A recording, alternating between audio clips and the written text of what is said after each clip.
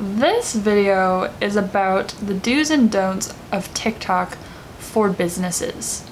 So if you're a business owner who is venturing into TikTok because it's like the new best thing, these are going to be some guidelines for you because there is a lot that can go wrong very quickly, and then you wouldn't have success with the platform. It's a great platform, so there's no reason why you shouldn't be successful on TikTok. You just gotta do it in the smart way. So this video is about TikTok culture and how your business fits into that. People come to TikTok for a very specific type of content, and if you're not adhering to that, you're gonna get ignored. The most important thing to realize about TikTok is that it is purely for entertainment. This is a platform where if you're not being funny, you don't get money. You see where I'm going here? You can veer off into lots of different categories of videos going on TikTok, but for the most part, it's the funny ones that people latch onto. And those are the only ones I can talk about because those are the only ones that I watch. No one is going to care about your business unless you're funny. If you're going on to TikTok to go talk about your new course or your sweet new sale that you've got going on, but it's not funny, no one cares.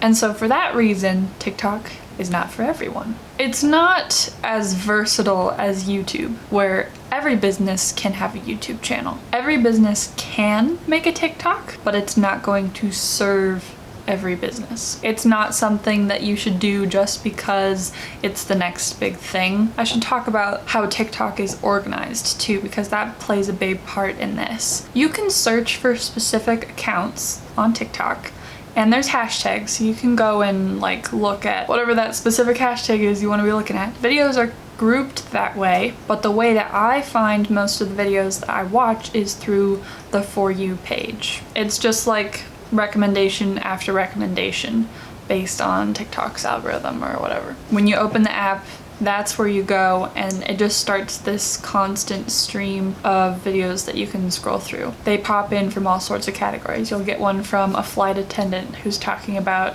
the woes of her job. You'll get one from a doctor. You'll get one from someone who works at Starbucks. You'll get a bunch from people who are just like being funny, making videos in their room, at their house. You'll get some more high quality, high production value TikToks that might be sponsored, or they're from bigger creators who have already started out on other platforms like YouTube. It's a mishmash of things. And among those are a lot of smaller videos. Like, I'll get recommended videos that only have 10 views or 1,000 views. So I'm not positive how the TikTok algorithm works, but when you post a video, it's gonna start going out to random people. You have to kind of understand that you're not talking to one specific audience, and so you want to be relatable to everybody, using comedy as the universal language. I don't even know if TikTok is very beneficial for local businesses. I haven't thought about this very much, but I guess you could go search for your city's hashtag or something to find TikToks being made near you. But I don't know, it all feels very random. I'm sure there's a method to the way that TikTok is navigated and the way that business owners use TikTok, but I'm still learning about that. So today we're just focusing on culture because I do understand TikTok culture. TikTok is about entertainment, and there's a time and a place for videos that are more serious or maybe more heartfelt, but for the most part, funny equals money in whatever way you are able to make that happen. So one of the big things on TikTok is that there's all these audio clips that you get to choose from and use if you want to. That's why you'll see people from all over making videos that have the same audio clip. It's because everyone gets to use them. So like you can save them for later, or like you save the video and go back to it, but like the audio on the video is clickable. Like if you want to know what their sounds are, you click on it and then you like grab it for yourself to go and use. That's kind of TikTok specific. Instagram and YouTube are adapting that too, but it started at TikTok as far as I'm aware. The thing you want to remember with audios and effects and trends is that you want to use them appropriately, maybe respectfully is the word. People are kind of expecting a certain thing from that audio effect or trend. For example, let's say there's like an audio clip from The Office that's going around, and it's so funny, and this guy made a great one, that girl made a great one, and you want to make one too.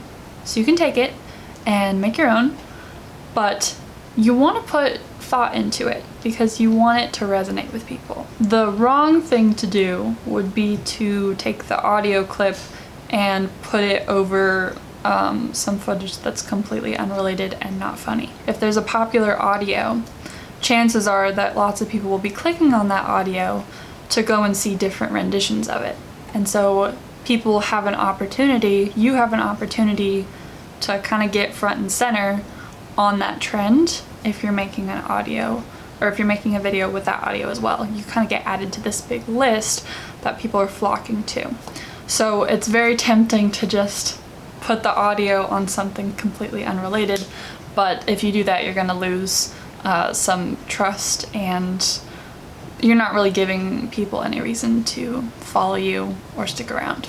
So I would not suggest that.